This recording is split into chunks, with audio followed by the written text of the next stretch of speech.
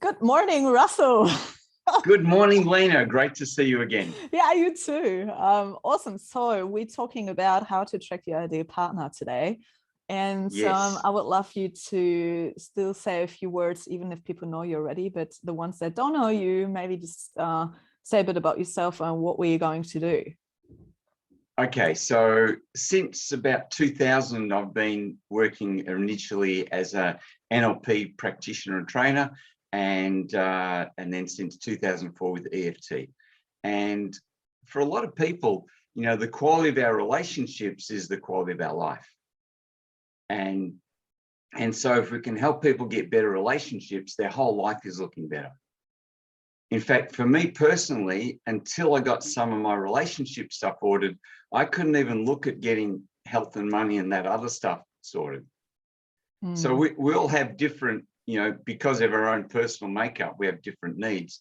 But yeah, getting relationships working is really important. And the challenge for so many of us is that we just keep repeating old patterns. In fact, in my case, I oscillated between two patterns that weren't working.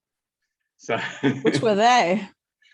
Well, I would either tend to attract people who would tend to bring up my mum issues, which was that anger and rejection. So I'd attract people that would be angry and do stuff that would trigger me. And then the opposite extreme, I'd attract people who are total pleasers, and I would get bored with them, and then I'd sabotage that relationship. Wow. So, and a lot of people will be familiar with that one or the other. We all have our own little favorites we go to. Yeah. Yeah, I found often big as well, like abundance and resentment, and you know how this seems to be also a big thing in people where, like, did you sabotage your own situation? Like, you felt abundant and now do you really attract it, or are you causing it yourself as well? And you know, all the judgments that's going on in your head for situations, and then they might not even be like that. We really conditions are great in some things. It's so how can we understand that? Like, how can we understand our patterns, or what would you say is the first step to resolve things to, you know, become higher, better, stronger? Great. So there's a few things. First of all, for most of us, the first step is taking self-responsibility. You know, there's that tendency for us to go, it's his or her fault. It's not me. You know, I just keep, you know, so we'll have people say things like, you know, men are just after your money, or women just want sex, or whatever they're. Yeah, I said that the flip way around, didn't I? But you know, it's interesting. I'm like, this is not the other way around. Well, sometimes it is. No, I mean, like, the thought of it. Obviously, it's not reality. The stereotype, but the stereotype is mostly the other way around. So, well, but you know, we hear these stories of who was it that famously said, "I'm so fed up with the cycle of finding someone, falling in love, having problems, getting divorced, you know, losing half my assets, that I've decided I'm going to shortcut the whole problem, find a woman I really hate, and buy her a house." But you know, I've had women that have lost 3 houses to bad relationships with guys. So you know, all those things can go both ways. I've also had female clients who are really fed up because their husband isn't intimate anymore. So, or their partner. So the thing is that if we have any pattern that repeats, we need to recognize that and take self-responsibility. Okay, that's step you know, one. As soon as we say all men are or all women are, we're really telling us something about ourselves. So how do I get into self-responsibility? Great. So the first thing is recognizing a pattern. Sometimes it takes sitting down with someone who's more objective to recognize the pattern. Because a lot of people will naturally go into blame. And, you know, as soon as we blame someone else or something else, then we don't have any power. When we But to accept some degree, it's self-responsibility, also communication, right? Because I think that's also a big thing of how do I even communicate how I feel? yes, well, there's there's a few really good things on that. There's some great books on NVC, nonviolent communication, and there's a woman, Adrienne, I think her name is, on YouTube, who's got some great stuff on that. Her website is Cup of Empathy. So learning how to communicate, and let me give you an example there. Let's say we've organised a dinner out, and we've said to a partner, look, the place is booked for 7, so make sure you get to my place at 6, and then your date or your partner turns up at 7:30. Now, the normal thing to do is you run, and we go into that attack zone. We're frustrated, we're annoyed. When we do that, the other person is most likely to either defend their position or attack back. So with nonviolent communication, we talk about how we feel and what our need is. So in that situation, you could say something like, I felt hurt or frustrated because I have a need to be there on time. And so when we express it that way, the other person gets what's going on for us in a more authentic way. And because there's no blame or attack in that, they're much less likely to go into defense or attack. So yeah, nonviolent communication is a great thing to use. But here's the challenge: even if you studied and know and practice nonviolent communication, if you're emotionally triggered, everything you know consciously is out the window, and you'll fly into that rage or anger or sadness or hurt or loneliness or whatever that emotional pattern is. So the real key there then is to resolve the things that happened usually in our childhood that set us up for that. Yeah. So if someone comes up to me and says, look, everything was okay until my partner ran off with my best friend, or I got retrenched from my job, or something like that. If that happened after the age of 21, then it's still probably a significant thing to resolve and to work on, but that won't be the real key to the issue.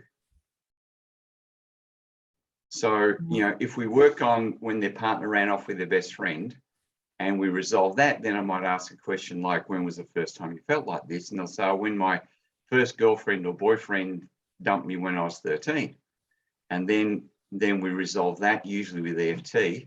And then I say, okay, what does that remind you of? Or we ask some more questions, or sometimes use some hypnotic processes. And then we'll go back to, oh, when my younger brother and sister were born and mum didn't have time for me anymore.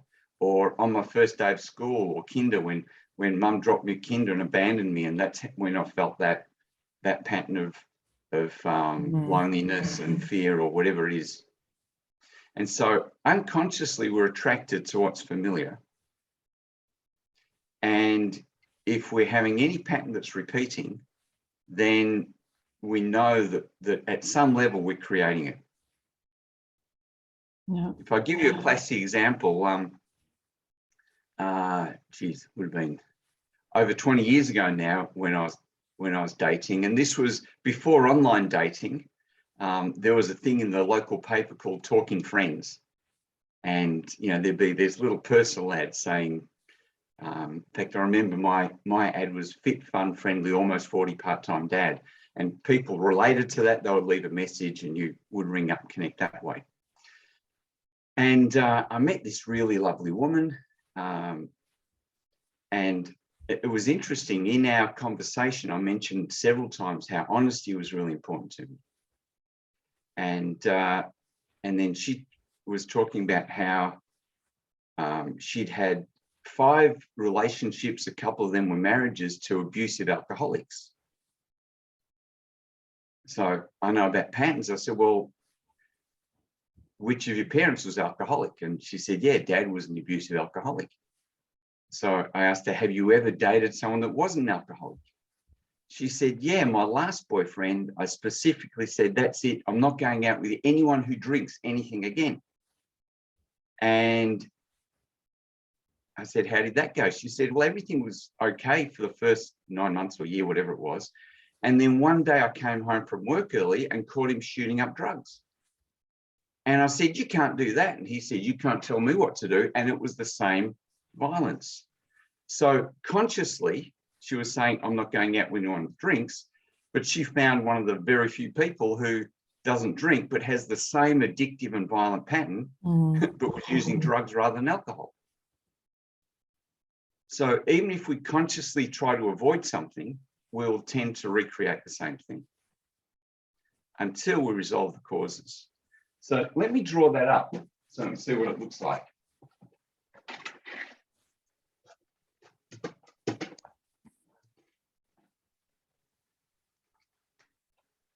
Is that all? Yep, that's good.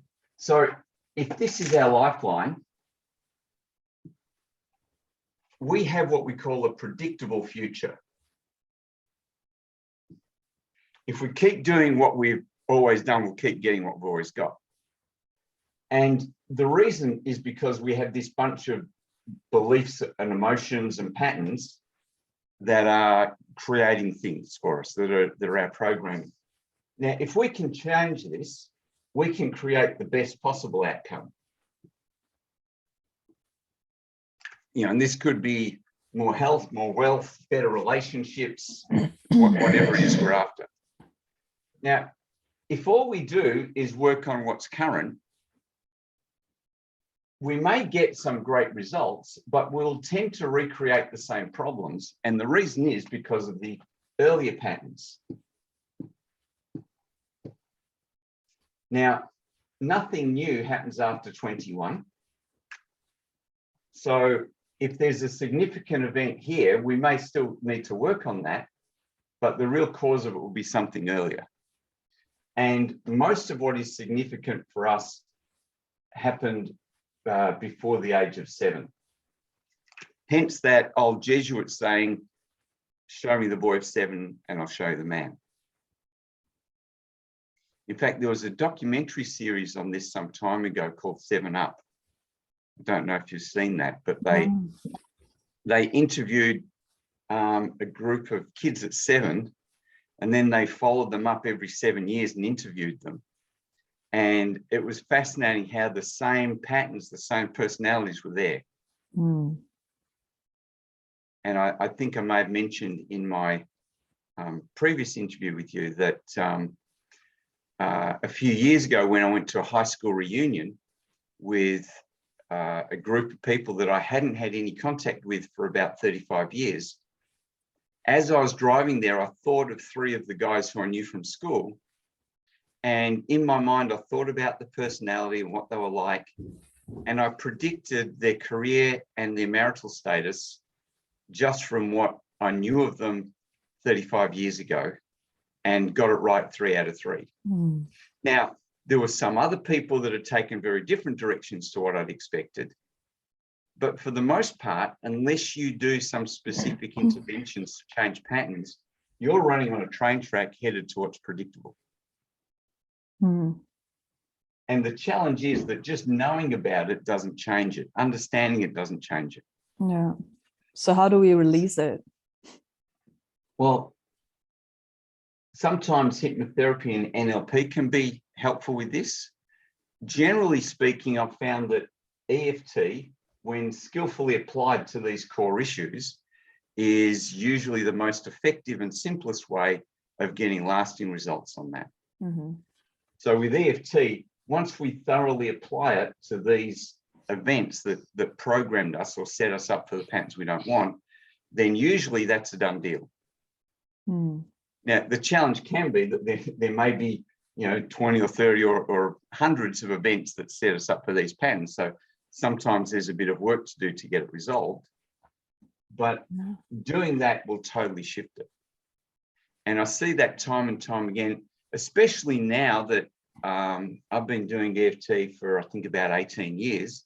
So now I'm starting to get clients coming back that saw me 10, 15 years ago And I'm looking at the goals they set 10 or 15 years ago, and we're just going tick, tick, tick. They've got everything they came in originally. Now they're saying, now I'm after this other goal up here, and I need some help with that. You know, so when we really resolve this, the results are amazing. Yeah, I was just talking with my friend about it yesterday, because we were also saying that it's like you can be aware of specific behaviors, but as you just said, it's like there's one thing to become aware of it at one point, but then there's also the question, okay, you're going to go in circles and try and figure out and go back all the time and see, well, who caused it, you know, and what's the reason? Because obviously some things have possibly happened where you have been so young that it's kind of in your system, but necessarily consciously you can't call it because you were like 2 or 3 years of age.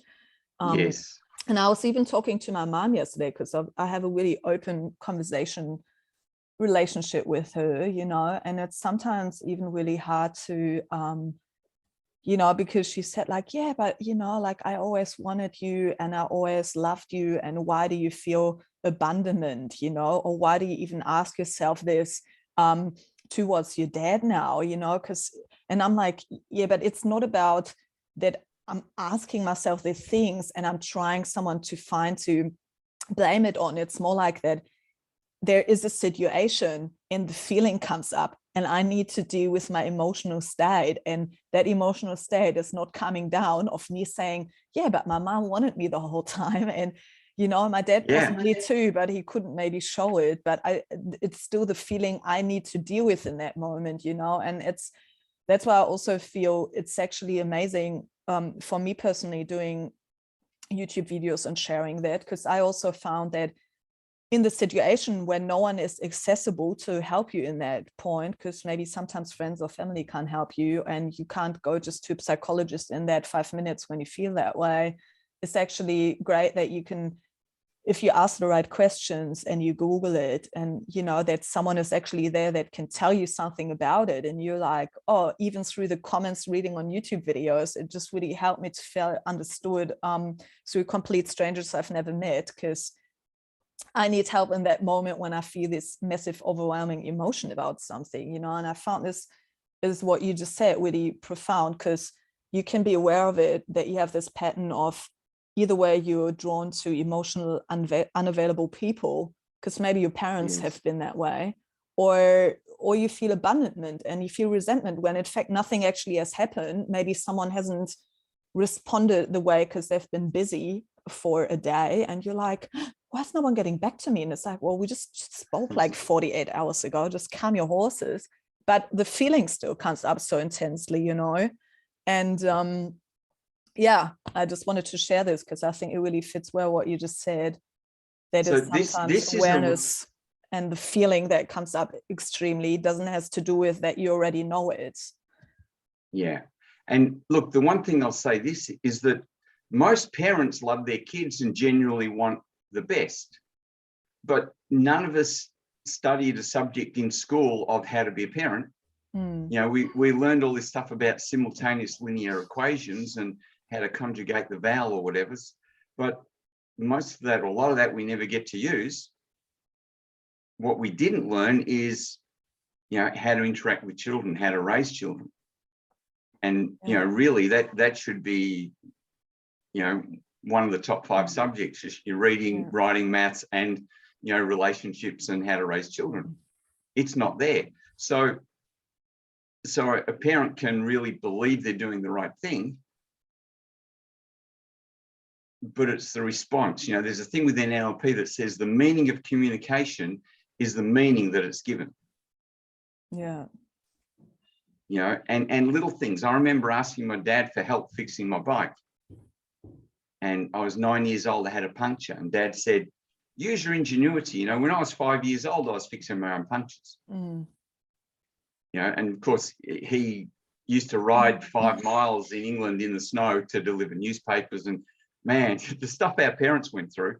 But yeah, and they pass it on as well. I mean, it's like, that's also interesting, like looking at your patterns, you know, of even how how mothers passed on things to other mothers, or, you know, like when I look at my grandma, for example, understanding how, I mean, they're completely sane for have been through war, you know, and you sometimes think like, to some degree, you can't even blame them because they have been through so much. It's incredible that they're still so sane, but they obviously have also developed some sort of coping mechanisms through this time, which is not necessarily applicable now, because, you know, now you're kind of safe, and like until now, obviously, I haven't experienced war.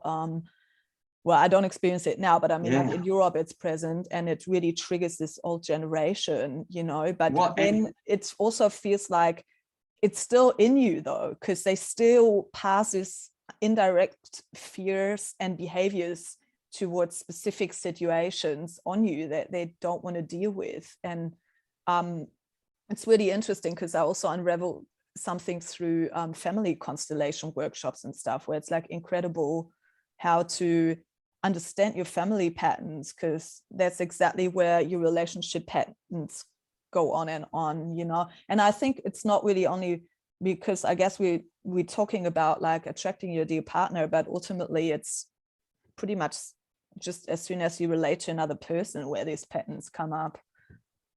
Yeah, absolutely. So what we're talking about here, of course, really relates to every relationship, not just relationship with your partner or the person that you want to attract in your life, but also relationships at work or school or university or college. It comes up everywhere. So, you know, it's interesting. You even see some people who have so much pain in relationships, they go, that's it, I'm not going to do relationships anymore, I'll just be by myself. And then the same issues come up in their workplace. You know, you can't run away from it. No, it's going to get you wherever you go. Yeah. So yeah, it's helpful to be able to see the patterns, but if you can't see it and you've had the same thing happen more than once, you need to see someone who has the skill to ask the right questions to get back to what caused it. And as you said before, some of those are before conscious memory. So a really big one for me was being conceived out of wedlock. And I had no idea that it happened. My parents never celebrated anniversaries. But when I was getting some work done on myself for my relationship issues, one of the things I went back to is that being in my mother's womb before my parents were married, feeling that, you know, I don't belong to be here, I don't deserve to live, you know, no one can love me, etc., etc. And we even take that stuff on in the womb. There's been a heap of research on that, where even before birth, we're taking stuff on.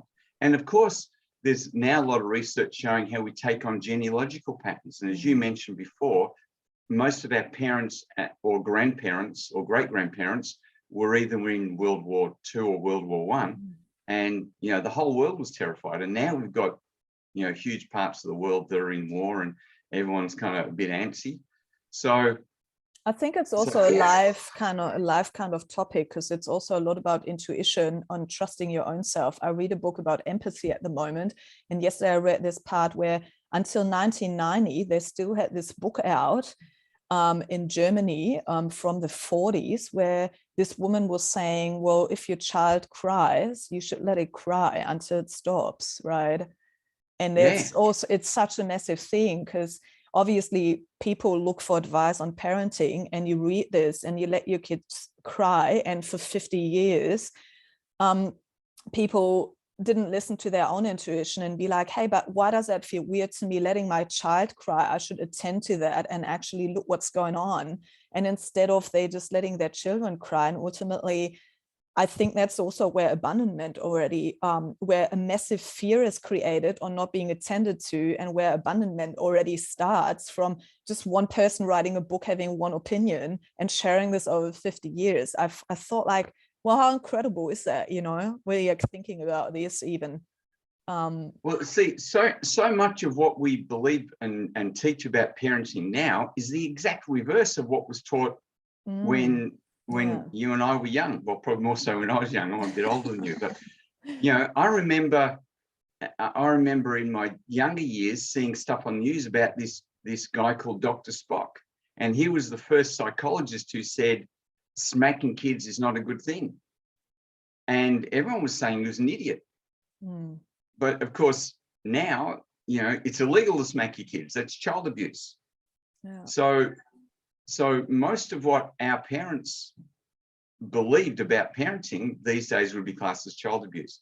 And then, of course, now we've got the flip of that, where we've got the helicopter parents who are over controlling and, you know, wrapping their kids in cotton wool. And then we wonder why kids don't develop any resilience, and how, you know, then they have all sorts of anxiety issues and stuff like that, because they haven't overcome anything. They've been mollycoddled. So, yeah. And so all these things are factors in setting us up to attract what doesn't work in relationships. Yeah. I mean, do we want? Sorry, yeah, go ahead. Yeah. So maybe we can show a round of something. I mean, is there anything you feel that happens really often that your clients tell you, like, well, for example, abundance or abandonment? Yeah, can we get to that in just a moment? Yeah, absolutely. What I'd like to do, and I'd like to suggest this to everyone watching. In fact, I've got a little worksheet on this, so we'll put some contact details. If you contact me, I'll email you or send you that that little worksheet. But one thing that's really, really helpful is to write a clear list of what you want in your ideal partner. Yeah, beautiful. What you want mentally, emotionally, physically, spiritually, financially, career, hobbies and talents, etc., etc.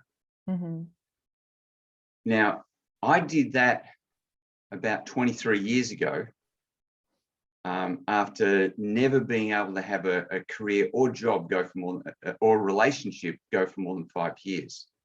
Now, I should mention this. A fascinating part of that was I had this like inbuilt clock. After 5 years, everything changes. My job, my relationship, etc. And that went back to when I was 5 years old, moving from England to Australia. And so my whole life changed. I left behind my auntie and grandmother, who were my models for unconditional love. And I stayed with my mum and my sister, who I had some issues with. And, you know, it was fascinating. I was in a workshop run by a psychologist recently, and he was inviting people to participate. And one of the women put his hand up, and he said, "Great, I was waiting for you to put your hand up so you could resolve your mother issues." And she went, like, how does he know? And and then he says, "You know what my evidence is for you having mother issues?" She said, "No." He said, "You're a woman." But it was interesting. He hit the nail on the head, and she was a volunteer, and they did some EFT on some of her mother issues, and you could see the huge change in her just in that time that she was on stage. Yeah. But we've all got mum, dad, brother, sister issues. Yeah. If we don't have brothers and sisters, we've had issues because we don't have brothers and sisters. You know? Yeah. So you can't escape it. No. And even if we had the perfect parent, if there is such a thing, there's always going to be sometimes that they did some things that would trigger feelings of hurt or sadness or loss or loneliness. It's inevitable. Yeah. You know, so many of the people I work with,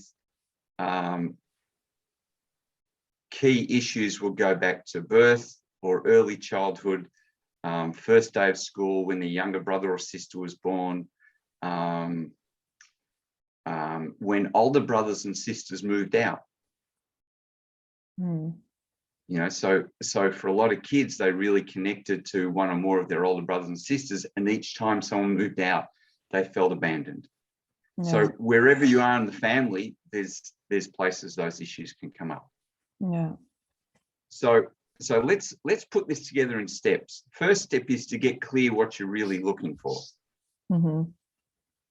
And the more detailed you write that list, the clearer you get. Now, that doesn't mean that your ideal partner is exactly that list. That's just a really good starting point on getting it clear. Yeah. And then when you work with someone who's a good relationships coach, like I look at those and sometimes I see what they've written in there, and that'll be a signal of something we need to resolve. Yeah. For example, if a lot of what they're written relates to security, then we need to resolve that person's insecurity. Anyway, getting really clear, that's the first start. Then you want to look at that list and say, what do I offer that person? You know, I get guys and they say, you know, I want someone who's slim and fit and active and looks like such and such a model or actress, etc., etc. And then I say, hey mate, look in the mirror. You know, you look like you're prepping for a job as Father Christmas, and you want someone who looks like a model. Maybe you need to work on yourself on those issues. You know, so once you've got that list, look at that and say, what have I got to offer that person?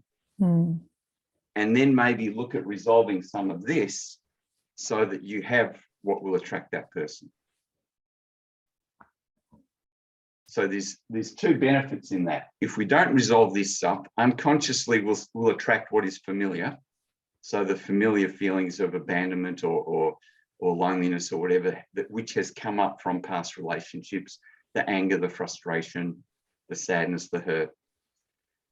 Once that's resolved, then we're in a state where we can really attract. And it was interesting for me, about 23 years ago, I went through this process myself, and 9 days later met the woman who was my next wife, and we had a great relationship for about 10 years after that. Now, it's interesting, after 10 years, our values and goals had changed, and it was inappropriate for us to be together, but we had a harmonious separation. You know, there wasn't that stuff going on. There was no lawyers involved. We sat down and worked out how to divide things up and all the rest of it. And, you know, we still connect today and are able to work things out without any problems. So clearing, so first of all, getting clear on who or what it is you're looking for in a relationship and in your partner, then resolving the emotions around that, and resolving the emotions around not having that. So let's just look at that for a moment. Can I use you as an example on this? Would that be okay? Yeah. So let's just do this down the bottom here. I want you to imagine if you did have your ideal partner, how would that feel? So there you are, you've got the guy who's just right for you in every way. You've got great attraction, there's everything else is working really well. Yeah. How would that feel? It feels like warm but also just nice to share. Yeah, just the feeling of being there for each other and you know, support each other and each other's lives. Okay, so what are the actual emotions that are going with that? If you've got it's exciting. Support, yeah, it's exciting. It's beautiful. It's like loving, caring. It's unconditional. It's a warm kind of body feeling that just okay, it's good to be around. Yeah, okay, so it's hard to explain. I sometimes really find I find it sometimes hard to find words of how I feel, but like there's supposed to be a few. Yeah, and that's interesting. One of the things that Marshall Rosenberg talked about with NVC is that one of the things we need to be a good communicator is a good language of emotion. And most of us don't have that. Most of the, or I don't know about most, very often I ask a client, how do you feel about that? And they'll say, I feel abandoned. Well, is abandoned a feeling? No. if three people are abandoned, one might feel angry, one might feel sad, one might feel lonely. Someone else might feel worthless. So we need to really dig down to get to those emotions. But let's have a look at this. So if you haven't got warmth, what have you got? If you haven't got that warm feeling, what do you have? Still warmth. Well, your aim in getting a partner is to bring that in. Now, I know you're a warm person by nature, but when you're not feeling that warmth, what's the feeling? I guess like more empty, or I don't know. I feel this I'm possibly more in sharing a warmth with someone than, I feel this myself. So I just share it with someone. I wouldn't necessarily say I don't feel it when I'm not with someone. I still feel the warmth for me personally. No, okay. But the purpose of getting the warmth is to get rid of that empty feeling. Yeah. That we sometimes have, yeah? And if you haven't got exciting, what have you got? I guess like lonely or yeah. Now, I'm probably going to misspell some things here. That's okay. Anyone that only knows one way to spell something's lacking imagination. So if you haven't got loving, what have you got? Maybe anger. Yeah.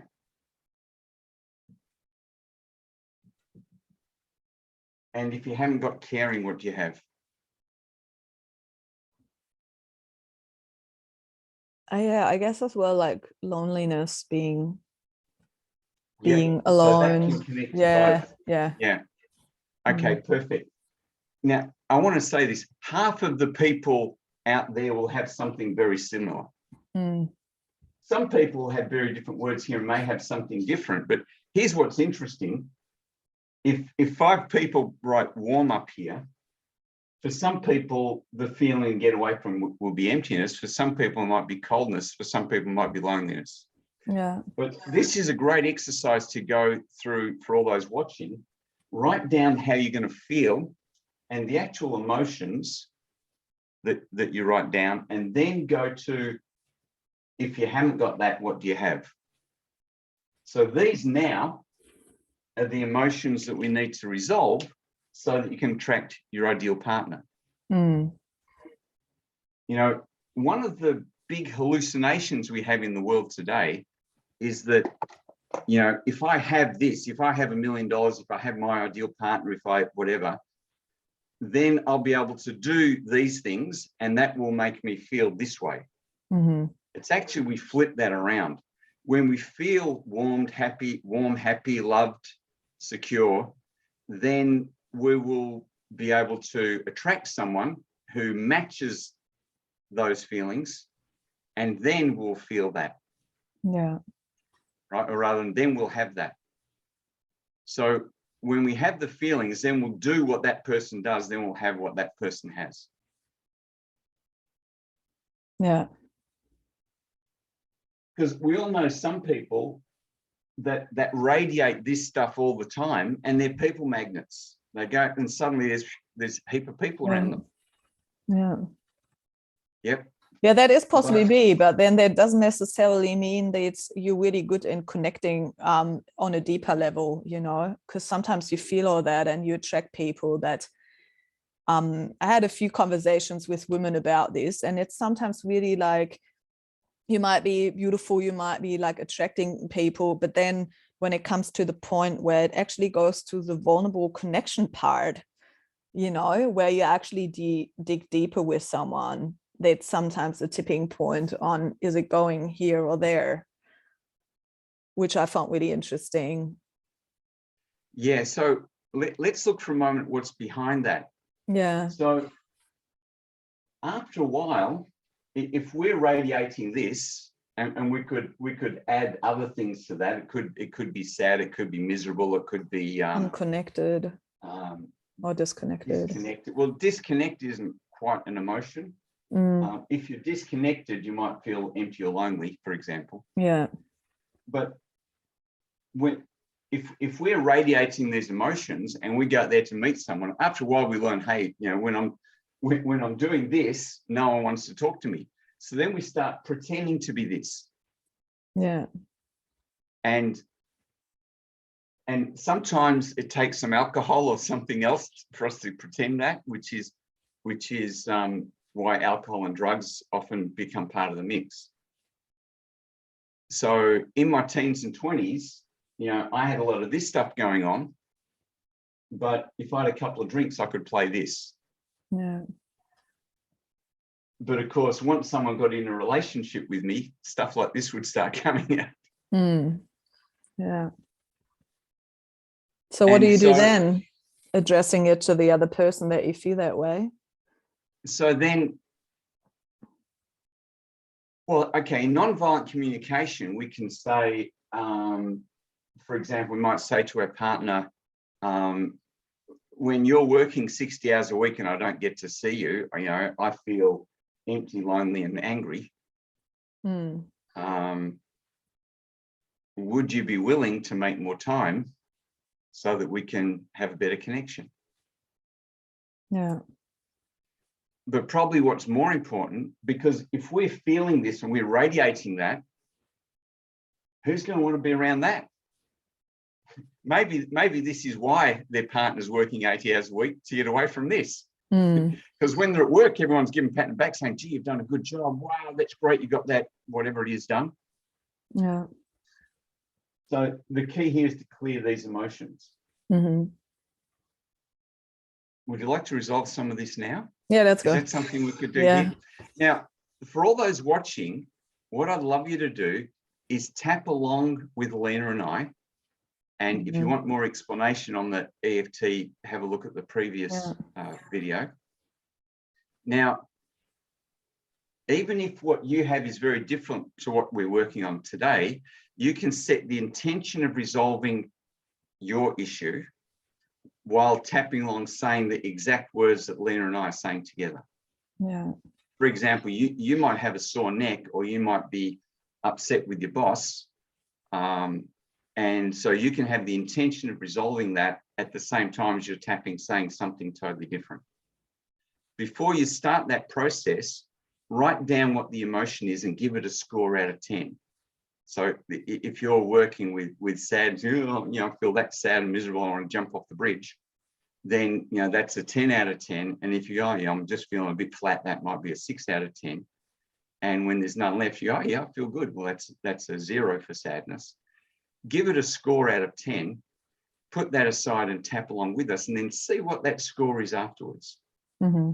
Okay, so if you were to tune into that empty loneliness and anger, which would probably be the priority if you just tune in intuitively? Well, possibly the lonely. Yeah. Let's go with lonely, yeah. Yeah. And you know, for just about everyone that wants to attract their ideal partner, that's usually a big driver. Because as one of my friends said, we're dogs, not cats. As human beings, we're designed to be together. Yeah. And it's uncomfortable when we're not. So if you were to just close your eyes and tune into that loneliness, where do you feel that in your body? Just in my heart. Okay, good. And as you tune into right now, what's the intensity of that loneliness right now? 5. Yeah, okay, good. Now, this is something that seems counterintuitive, because with a lot of therapies, people would look at down talking the loneliness or whatever the negative emotions are. In EFT, we respect how we're really feeling, and we tap while we're actually saying words that tune us into that, if anything, exaggerate that feeling, and we tap until that feeling is gone. So let's start tapping. Now, we start on the side of the hand, and you can use either hand. Usually tapping. Now, some people you see tap with just 2 fingers. The challenge with that is that some people end up tapping down here and missing the point. So I prefer to tap with 4 fingers so that we cover a much bigger than necessary area. And we also get the benefit for stimulating the points on the fingers as well. Mm-hmm. And so just repeat with me. Even though I feel this loneliness in my heart, even though I feel this loneliness in my heart, I accept myself as much as I can. I accept myself as much as I can. Even though I feel this loneliness in my heart, even though I feel this loneliness in my heart, I accept myself. I accept myself. Even though I feel this loneliness in my heart, even though I feel this loneliness in my heart, I accept myself deeply and completely. I accept myself deeply and completely. Good. Now, the first point we tap is in the center top of the head. Now, if you've got a big hairdo, skip this point, but so just tune into that loneliness in the heart and just say, all this loneliness in my heart. All this loneliness in my heart. Now, I'll just take my glasses off just so you can see the points better. The next point is on the very inside of the eyebrows. Yeah. All this loneliness. Oh. Yeah, that's right. All this loneliness in my heart. That's right. You've done the workshop, haven't you? Yeah. Yeah. Like going. Then the next point is on the bone right next to the corner of the eye. Now, if you've got long fingernails, just use the pads of your fingers. So just say, all this loneliness in my heart. All this loneliness in my heart. Good. Then the next point is under the eye. All this loneliness in my heart. Now, the next point is under the nose. All this loneliness in my heart. All this loneliness in my heart. Now, the next point is known as the chin point, but might be more accurate to call it the under lip point. Mm-hmm. And that's in the valley here, just below the lip. Yeah. So this loneliness in my heart. This loneliness in my heart. Now, the next point's known as the collarbone point, and it's actually the underneath edge of the inner collarbone. So if you run your fingers along the clavicle or collarbone until you find that little hollow there, and then go down about 2 centimeters or about an inch, and then go to the left or right about an inch, and you can tap just one side or two side. Now, look where your fingers are, and there should be about 2 inches or 5 centimeters at most between your fingers. Yeah. Yeah. And so again, tune into that loneliness and say, this loneliness in my heart. This loneliness in my heart. Good. Now, the next point is a hand's width below the armpit. It's roughly where if you're wearing a bra, where the bra strap goes across. I'm not going to put one on to show you, but just tap there. All this loneliness in my heart. All this loneliness in my heart. Good. And then back to the top of the head. All this loneliness in my heart. All this loneliness in my heart. All this loneliness in my heart. All this loneliness in my heart. This loneliness in my heart. This loneliness in my heart. This loneliness in my heart. This loneliness in my heart. This loneliness in my heart. This loneliness in my heart. This loneliness in my heart. This loneliness in my heart. All this loneliness in my heart. All this loneliness in my heart. Now, some people can reach both underarm points. Some people, it's easier just to tap one.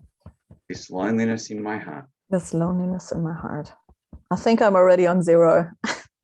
Yeah, I have the feeling. And this is fascinating with EFT. Often we're tapping on someone and you see the smile gradually creep in as they're tapping down. So that's great. Now, when you think about that loneliness, is there something that reminds you of? Yeah, I mean, I was just a lot alone because my mom was a single mom, and then she was also working all the time.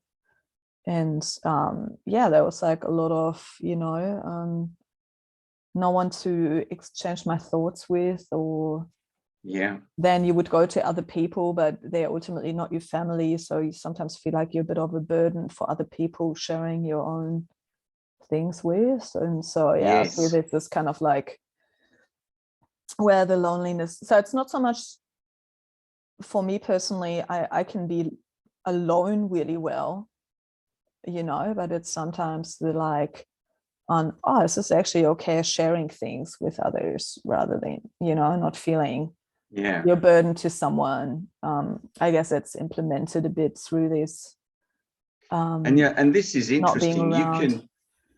You can feel lonely in a group of people. You can be lonely in a family of 10 people. Yeah. You know, because as human beings, we need that deeper connection. Just because there are people around doesn't mean we're not feeling lonely. It's the connection that we really need. So if you were to tune into that younger you feeling lonely, is there a particular place or time or age that comes up for you?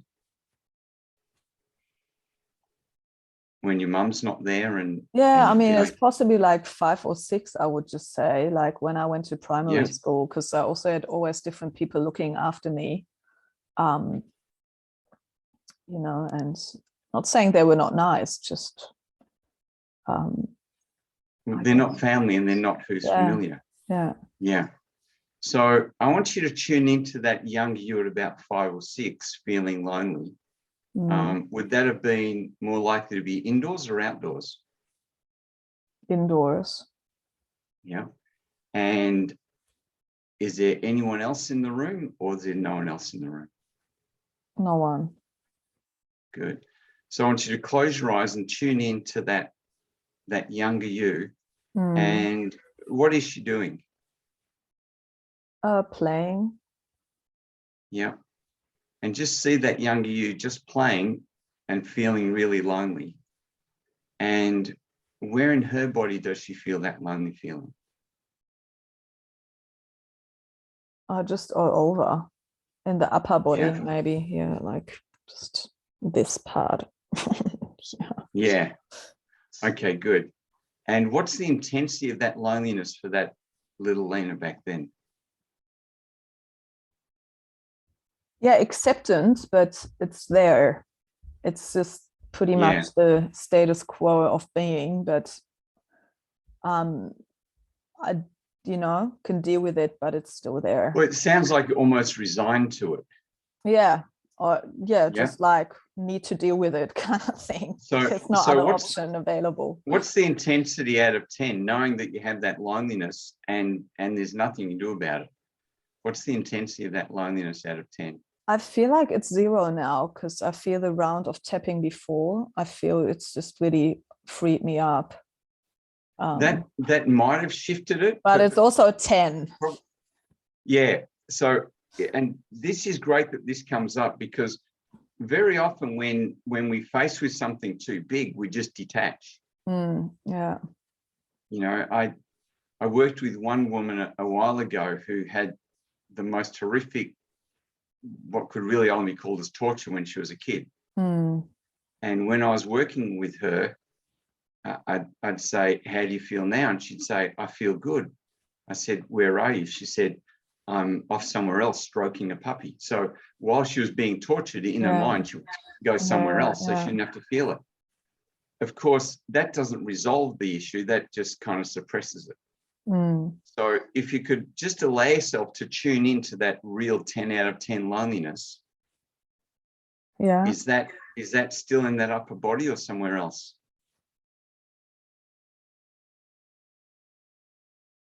Yeah, it's just a pain in my body. It's still in the upper body, Good. Okay, let's tap on that. And what I'd like you to do, we're going to up the ante a bit. I want you to imagine, as you're tapping now, that the grown-up you can drop into that room with that 5 or 6-year-old you. And as you're tapping on your hand now, I want you to see yourself tapping on that hand of that younger you. And notice how she's so glad that you're there to help. That's right. And just say, even though I feel all this loneliness. Even though I feel all this loneliness. In my upper body. In my upper body. I accept myself. I accept myself. Even though I feel all this loneliness. Even though I feel all this loneliness. I accept myself deeply and completely. I accept myself deeply and completely. Even though I feel all this loneliness. Even though I feel all this loneliness. I love and accept myself deeply and completely. I love and accept myself deeply and completely. On top of the head, this loneliness in my upper body. This loneliness in my upper body. On the inside of the eyebrows, this loneliness playing by myself. This loneliness playing by myself. On the side of the eye, all this loneliness. All this loneliness.